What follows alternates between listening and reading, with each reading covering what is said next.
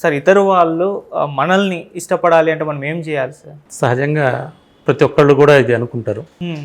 తమంటే ఇష్టపడాలని, తమ చెప్పే మాటలు వినాలని, తమను మెచ్చుకోవాలని అవును. కోరుకునే వాళ్ళు ఎవరు ఉంటారు? సహజం ఇది మానవ స్వభావంలో. నిజం. మరి నిన్ను మెచ్చుకోవాలంటే ఏం చేయాలా? ఏం చేస్తే? కొందరు ఏంటంటే బాగా అందంగా మంచి డ్రెస్ అయ్యి నన్ను మెచ్చుకుంటే బాగుంది అనుకుంటారు. కొందరు తమ జ్ఞానాన్ని ప్రదర్శించడం ద్వారా మెచ్చుకోవాలని, కొందరు కొన్ని గిఫ్ట్స్ ఇవ్వటం ద్వారా తమను మెచ్చుకోవాలని కోరుకుంటారు. కానీ ఇవి పై విషయాలు.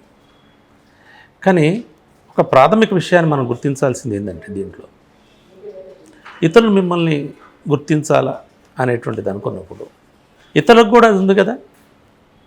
మనుషులకి ఇతరుల పట్ల మాత్రం నువ్వు అలా వ్యవహరించవు, నా పట్ల మాత్రం ఇతరుల నుంచి అది కోరుకుంటావు. అవును. ఇప్పుడు గౌరవం ఇస్తేగా ఇచ్చి పుచ్చుకుంటాం అనేది ఉంటుంది కదా. గివ్ రెస్పెక్ట్ టేక్ రెస్పెక్ట్ అంటుంటారు కదా మన సామెత. గౌరవం ఇచ్చినప్పుడు మళ్ళీ తిరిగి పొందగలుగుతారు. అవును. ఎదుటి వాళ్ళని గౌరవించి మాట్లాడినప్పుడు మళ్ళీ తిరిగి నువ్వు పొందగలుగుతారు. ఒక విషయం చెప్తాను. ఈ మధ్య ఒక పార్సిల్ ఆఫీస్కి వెళ్ళాను. పార్సిల్ సంబంధించినటువంటిది ఇచ్చేద్దామని చెప్పేసి వెళ్తే ఆ పార్సిల్ ఆఫీసు బాగా రద్దీగా ఉంది. ఒక్కొక్క 1 by 1 క్యూగా ఉండి ఒకళ్ళ తర్వాత ఒకళ్ళు ఎంట్రీ చేసుకుంటున్నారు ఆ పార్సిల్ సంబంధించినటువంటిది. అక్కడ ఉండే అతను దాని ఎంట్రీ అవన్నీ చేసుకొని దానికి స్టాంప్ వేసి మనకి రిసిప్ట్స్ ఇస్తున్నాడు. బాగా రిస్క్ కంటిన్యూగా చేస్తున్నాడు. అతను ఆ జాబ్ దాదాపు 10-15 సంవత్సరాలు బట్టి చేస్తున్నాడు. రోజు అదే జాబ్, అదే పని, అదే స్లిప్పులు, అదే రాయటం, అదే స్టాంప్ వేయటం, మళ్ళీ ఇవ్వటం, ఒకే పని కదా. యాంత్రికంగా ఉంటుంది కదా, విసుగు. అతను బాగా విసుగ్గా ఉంటున్నాడు, అలజడిగా ఉంటున్నాడు బాగా. అతను చాలా మళ్ళీ బాధ్యతగా పనిచేస్తున్నాడు. ఇసుగు పడుతూ కూడా, ఇబ్బంది పడుతూ కూడా నిరంతరం దశాబ్దాలుగా చేసే పనిని టైంకి చేయడానికి ప్రయత్నం చేస్తాడు, వేగంగా చేయడానికి ప్రయత్నం చేస్తాడు. అతను ఏదన్నా అతనిలో మరి మంచి క్వాలిటీ అది. ఏదైనా ఒకసారి అతన్ని సంతోషంగా నవ్వుతూ కనిపిస్తే బాగుండు అనిపించింది అతను విసుగు ఎత్తినటువంటి ముఖంలో. నా వంతు వచ్చింది, నాకు సంబంధించిన పార్సిల్ ఇచ్చి దానికి సంబంధించి తీసుకునే క్రమంలో అతను ఎంట్రీ చేసుకొని ఇచ్చే క్రమంలో అతని జుట్టు చాలా బాగుంది.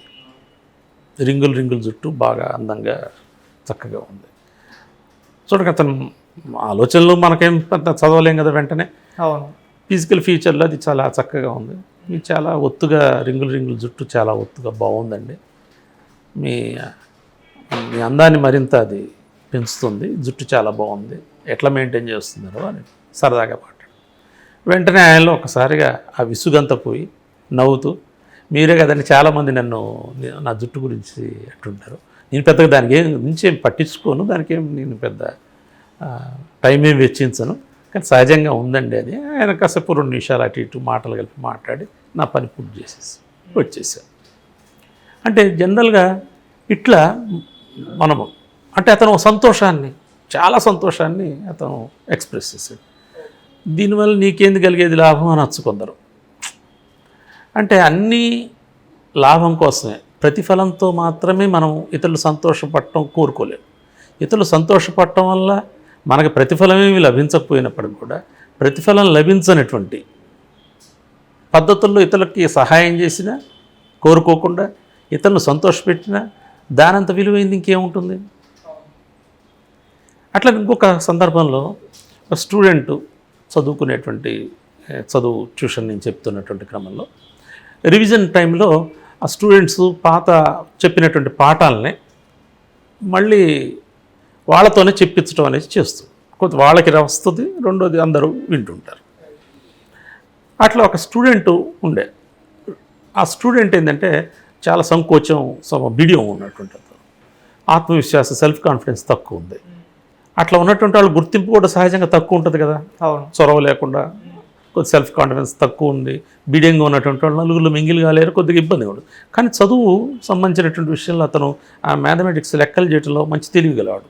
అది ఫ్యాక్ట్. అది అతను నువ్వు రేపు చెప్పాలా, నువ్వే ఇది చెప్పాలా, నీకు ఒక టాపిక్ ఎంచుకొని నువ్వు నచ్చింది, నువ్వు చెప్పగలిగింది నువ్వు చెప్పు అని అతను ఎక్స్పెక్ట్ చేయలే. అతనికి ఇస్తాడనేది చాలా మెరిట్ స్టూడెంట్స్కి, బాగా చెప్పగలిగే వాళ్ళకి అనేటువంటిది అట్లా ఇస్తారేమో అనుకున్నాడు.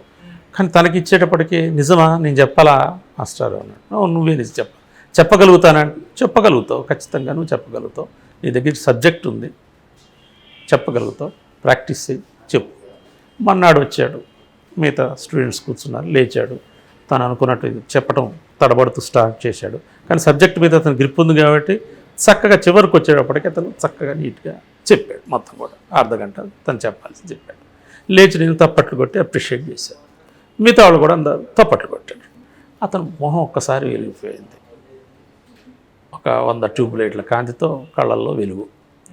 సాధించేశాను అనేటువంటి ఒక తృప్తి. అంటే ఎదుటి వాళ్ళలో ఉండేటువంటి ఒక మంచి క్వాలిటీని లేని దాన్ని మనం పొగిడితే మళ్ళీ ఇది కాదు. అతను బట్టతల అతని దగ్గరికి వెళ్ళి రింగులుగా మీ జుట్టు ఎట్లా ఉందన్నారు అనుకోండి, తిట్టేస్తాడు నిన్ను. అంతే కదా. ఉన్న క్వాలిటీని చక్కగా అతనిలో ఉండేటువంటి ఒక మంచి గుణాన్ని మనం అప్రిషియేట్ చేసినప్పుడు వాళ్ళకి కలిగేటువంటి ఆనందం, సంతోషం చాలా ఎక్కువగా ఉంటుంది. ఇది ఎప్పుడు చేయాలా, ఎక్కడ చేయాలా, ఎన్నిసార్లు చేయాలా, ఎప్పుడు చేయాలా, ఎల్లవేళలా చేయాలా.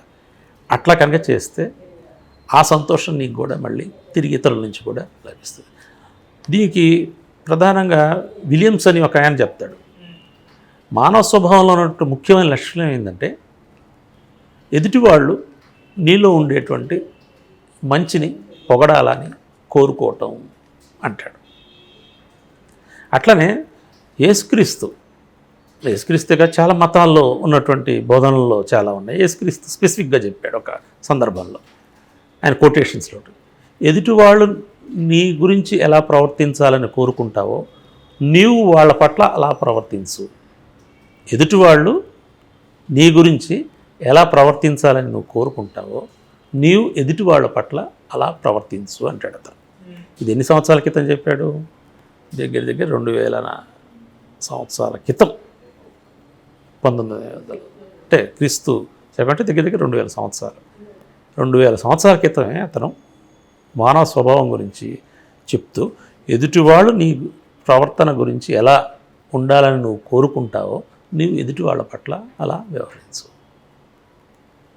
ఫస్ట్ కొద్దాం మళ్ళీ మీరేమడిగారు? ఇతరులు ఇష్టపడాలి అంటే నేను ఇష్టపడాలి అని కోరుకుంటాం. మనం వాళ్ళని ఇష్టపడాలి.